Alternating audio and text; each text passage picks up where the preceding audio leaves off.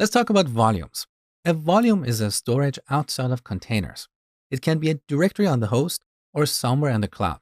So let's see how we can work with volumes. We have this command, docker volume, that has a bunch of subcommands. So we can create volumes, we can inspect them, we can list them, we can also prune and remove them. So let's create a new volume called app data. And of course, we can call it anything. It doesn't really matter. Now let's inspect this volume. So docker volume inspect app data. Now here we have a bunch of properties. We can see when this volume was created. We can see the driver, which is local by default. That means this is a directory on the host. We also have drivers for creating volumes in the cloud. So if you use a cloud platform, you need to do your own research and find a driver for creating a volume in that cloud platform. Okay. Now look at mount point. This is where that directory is created on the host. So this is a Linux path. If you're on Windows, you would probably see something like C drive / program files, whatever. Now a note for my Mac users. Earlier in the course, I told you that Docker on Mac runs inside a lightweight Linux virtual machine. So this path that you see here is a path inside that virtual machine. It doesn't exist on your Mac. So if you try to go to this directory, you're not going to find anything. Okay. So now we have a volume.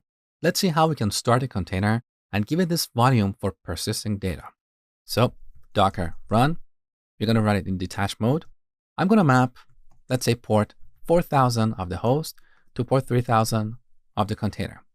Now we're going to use a new option, -v for volume. We're going to map app data to a directory in the file system of the container. So here we type a colon followed by an absolute path in the file system of the container. So we can go to /app/data. Now we don't have to explicitly create this volume before running this command. So if I type a new volume here, Docker will automatically create it. The same is true for this directory. Currently, we don't have a data directory inside our app directory. So Docker will automatically create this. But there's a problem with this. We'll talk about it in a second. So we give it a volume and then the image, React app. Good. So here's our container ID. Let's start a shell session. So docker exec interactive 716 shell. Good. Now let's go to the data directory and write something to a file. So data to data.txt. We get a permission error. Can you explain why this is happening? I want you to pause the video and think about it for a few seconds. Here's the reason. Let's go out of this directory and get a long listing. So here's our data directory. Now look at the owner of this directory. It's the root user. And over here, as you can see, the owner is the only user that has write permission. So the app user, which is the user that runs our app, belongs to the others group. And in this group, we don't have a write permission. The reason we're facing this issue is because we let Docker automatically create this directory for us. So to prevent this from happening, we have to go to our Docker file. So back to our Docker file. After we create the app directory, we're going to run make dir data. We're going to create this directory using the app user that we set earlier in this file. With this directory will be owned by this user and it will automatically have the write permission. But now we have to rebuild our image because we have modified our Docker file. So let's get out of this. So docker build -t React app period.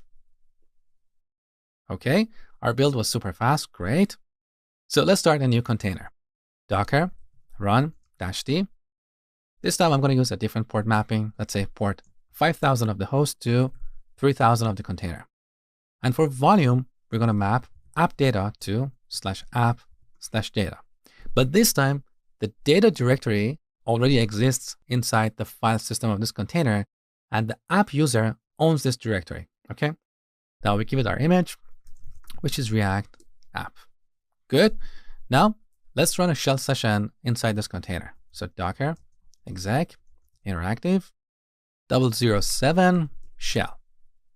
Now let's go to the data directory and write something over here. Perfect. Now here's the beauty of volumes. If I delete this container, this file will still exist because this directory is stored outside of this container. It's actually a directory on the host. Let's see that in action. So I'm going to exit and remove this container. So remove -force. We have to force it because this container is still running. 007. That's gone. Now let's start a new container with the same volume mapping. So this is a brand new container. Now we're going to run a shell session here. So docker exec interactive e1c shell. Let's go to the data directory and list. Look, our data file is here. Beautiful. So volumes are the right way to persist data in Dockerized applications because they have different life cycles from containers. If we delete a container, the associated volume is not deleted. It still exists. Also, we can share a volume amongst multiple containers.